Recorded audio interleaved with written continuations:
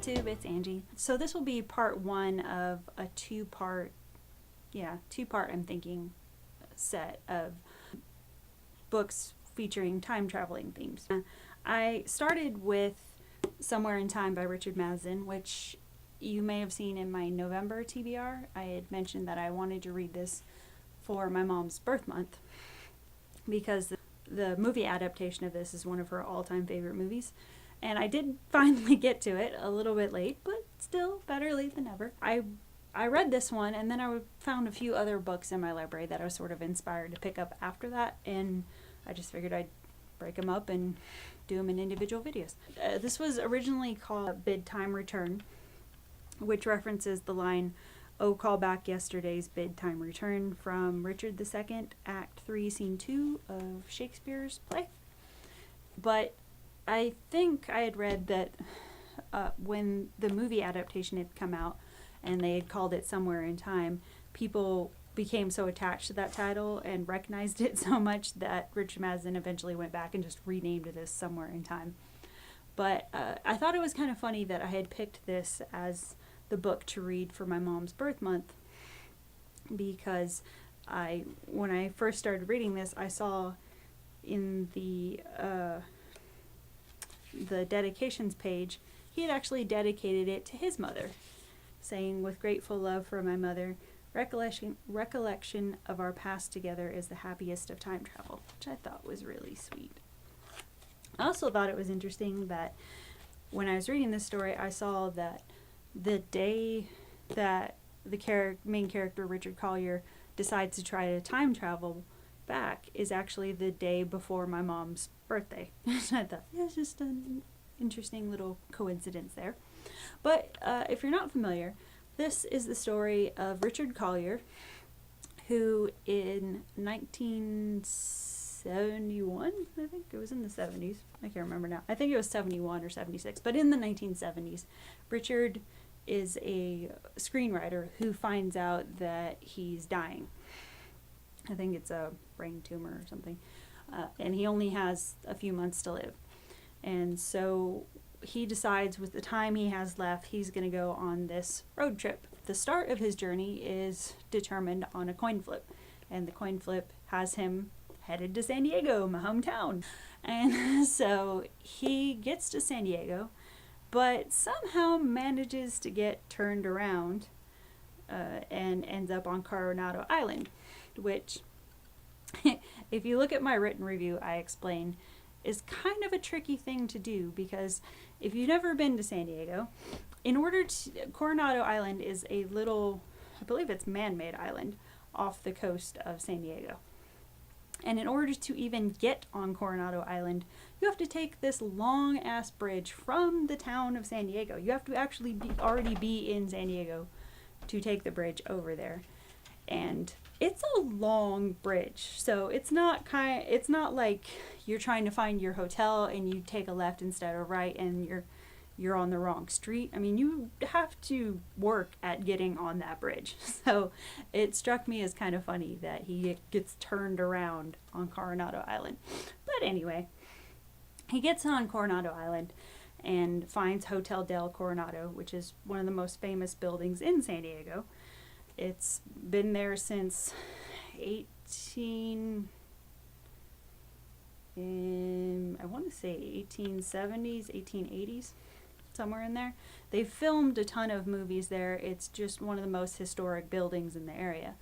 And he gets there, becomes enamored with the architecture and everything, decides he's going to stay there. Also cracked up in this book because they mention that he's scoffing at the fact that he has to pay $25 a day to stay at Hotel Del, which it so does not cost $25. If only. If only. It's a wee bit more these days because of its fame now. But yeah, he decides he's going to suck up the cost because, he's only got a few months, so why not live it up? So he decides to stay at the hotel for a few days. And while he's there, he goes down in the basement where they have this sort of history of the hotel exhibit set up.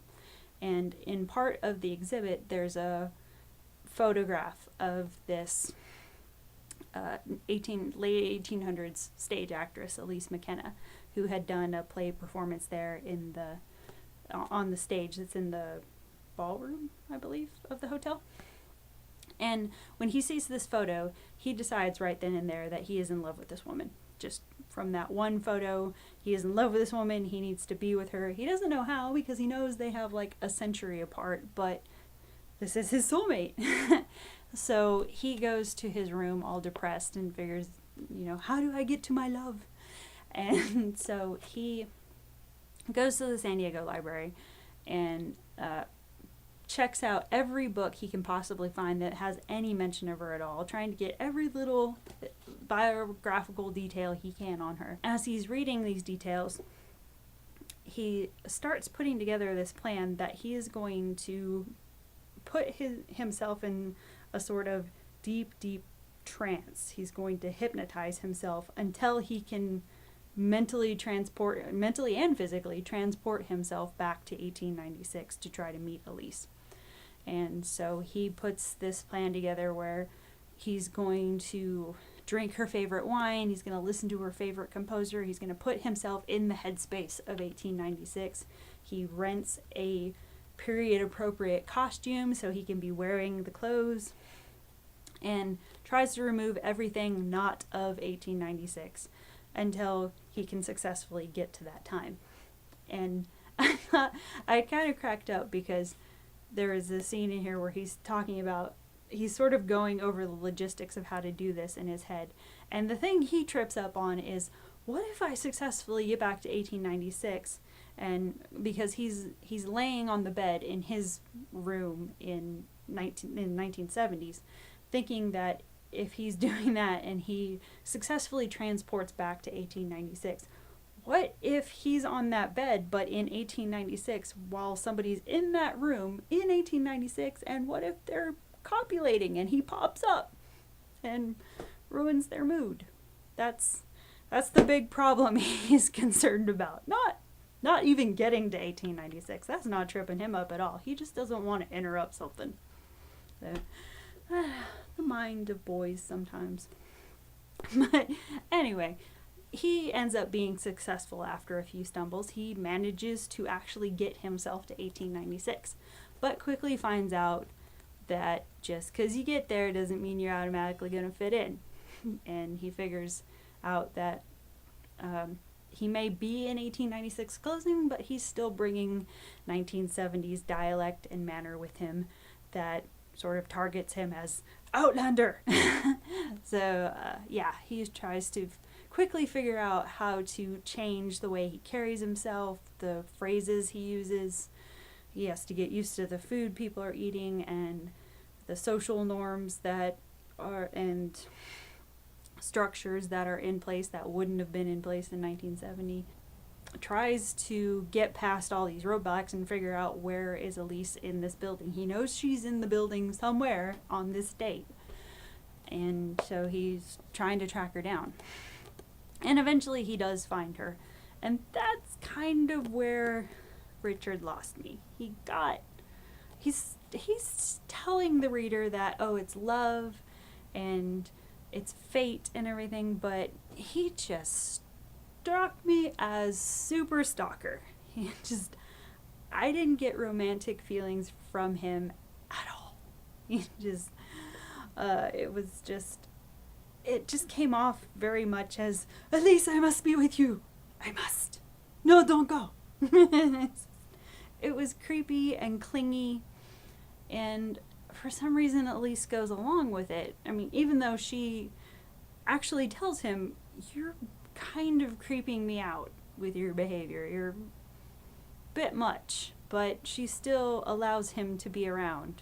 And I don't know why she was never like, security, but I don't know, I didn't get those two.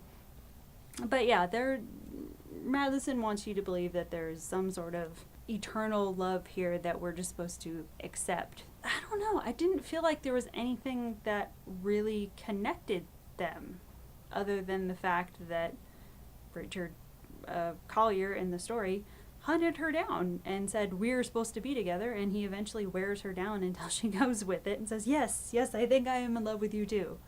But I don't know what she's working off of, because I didn't feel like he really got to know her. He's always talking about, man, he in a dozen different ways, he basically says, man, I can't wait to tap that. That's all I got from Richard, is I need to see that with no clothes on. I need to get on that. It's not like, oh, she's so smart, and oh, she has the biggest heart, you know, it doesn't want to know about her charitableness or her family, really.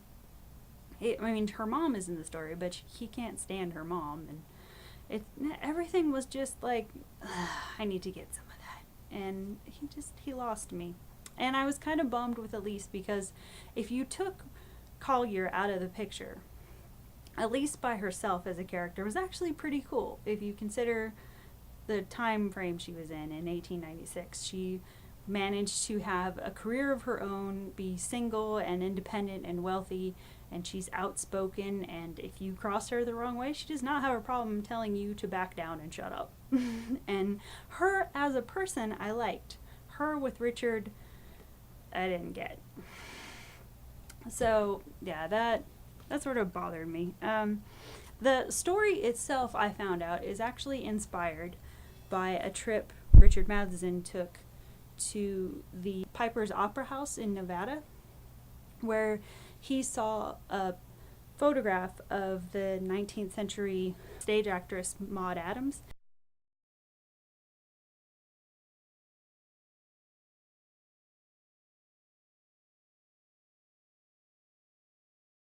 When he saw this photo, he was immediately entranced with her, and then when he went and read up on her later, was even more intrigued by the fact to learn that she had never married. She actually, after a few years, had left the stage and became semi-reclusive. Came back to the stage for a little bit, I think like almost 20 years later, but for a large part of her life led this really quiet, semi-reclusive life where she taught for a while, and he just became very curious about her life. And so Elise McKenna's story in here is largely based off of Maud Adams' life. So this will be number 2 off my list of working through Matheson's books. The first one I read was What Dreams May Come. I liked this one. I think I was largely drawn to it because it takes place in my hometown, and because I did like the character of Elise by herself. I don't know, I just wasn't impressed with Richard Collier in this story. I liked the movie a lot better on this one. And as a book blogger, I'm not afraid to say that. I know a lot of book bloggers like to say the book is always better. For me, it's not. Sometimes I do come across movies that are, in fact, better than their books. This would be a case. I actually liked the movie a lot better, which is interesting because I found out that Matheson actually wrote the screenplay to the movie. So it's kind of odd that he wrote both of them, but I would end up liking the screenplay better. I don't know. But it's not Matheson's writing style I have an issue with. I still really like his writing style and his ideas. It's just this one, you know, that's just, like I said before, every writer's going to have a little bit weaker book here and there. And I feel like this is, for me, one of the ones on the bottom of the list as far as what I'm going to rate as favorites with his stuff. But it was good. It was alright. So the second one I read for, as far as, this isn't really time traveling as far as like going to another era, really. But I picked up 29 in as a nod to my birthday month. Just because of the birthday candles. I was like, why not? Good time to knock this out. But this is the story of Ellie, who is celebrating her 75th birthday with her family around her. But Ellie's kind of grumpy about it. She's kind of bitter and kind of bummed looking back over her life. She kind of feels like didn't really turn out the way she wanted to. She kind of wasted her time, and she feels like she didn't marry the right guy. She's doesn't have a really tight bond with her daughter, and so she just sort of has this nostalgia for the days before she got married, when she was, she was in that young carefree mode where she basically just she misses those days where she was thought to be desirable and smart and had the whole world ahead of her. And so when her cake comes out and her daughter says, make a wish, she makes the wish to be able to go back for just one day and be 29 all over again. Just one day. And be able to have those feelings again of having men find her desirable and having people impressed by her and being able to be carefree and go out and drink and party and not have a body full of aches and pains. And that's all she wants. She just wants one day to be 29 again. And she doesn't really think anything of it, but then, of course, as you can guess, she goes to bed that night, wakes up the next day, and she's 29 and freaks out because she feels like, how is she going to explain this to her family? How is she going to get away with it? If you've seen any of the movies like Freaky Friday, 13 Going on 30, this is essentially a similar premise where she gets this chance to relive these years again, and she's supposed to take something away from it, basically. And this one was okay for me. It wasn't blow my mind amazing. There were a few cute, chuckly parts, but a lot of it I was kind of bored with, I guess, because I've seen those movies like Freaky Friday and Trading Places and 13 Going on 30 and all those things. I'm kind of worn out on the storyline. I thought it would be a little bit different going from a geriatric character into a young character, because they're going from different generations. In this book, they talk about Ellie originally growing up in the 1950s and 60s, and now she's in the era of when she gets to be 29 again. She's in the era of computers and internet dating and going out to bars and things like that, and she just doesn't understand that world at all. And she somehow manages to convince her granddaughter of what happened, and so her granddaughter sort of becomes her drinking buddy around town and tries to explain how people date in this world now. So Ellie ends up coming across a man that, as a 29-year-old, she is attracted to. But the problem she runs into, though, is she might have a 29-year-old body, but she still has the 75-year-old brain with all of the memories and all the history of her kids and her marriage and all of that still in her mind. And so she has a lot of guilt associated with this new day of life she's getting, and she feels like she shouldn't be enjoying it as much as she is, or she feels like she doesn't deserve this second chance. But she's still sort of compelled to wonder, what if this lasted forever? What if I could just be 29 forever? The thing that actually saved this book for me from being just was Ellie's best friend Frida in this book. Frida starts out as sort of the naive, innocent character, the one that's sort of bumbly. She's very accident prone, and she's very gullible, and people in the beginning of the book, people can pull things over on her really well, but then all of a sudden in the middle she starts becoming this voice of reason and letting people know that she's not oblivious as people make her out to be. And she's just, it kind of reminded me of like Jay and Silent Bob movies, where when Silent Bob finally says something and it's like, oh, it's like something really profound, and then he just stops.